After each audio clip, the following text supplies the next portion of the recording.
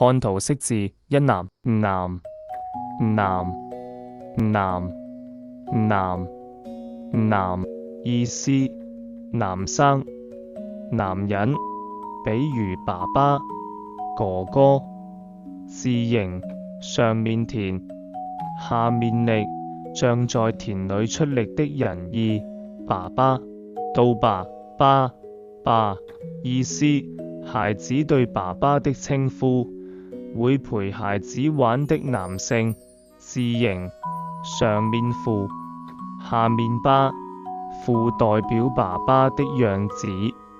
三伯伯伯伯伯，意思爸爸的哥哥，叫伯伯。字形左人有伯，像皮膚白白的大人。四叔叔叔叔叔，意思爸爸的弟弟，叫叔叔。字形上面上，下面有，像手上舉的大人。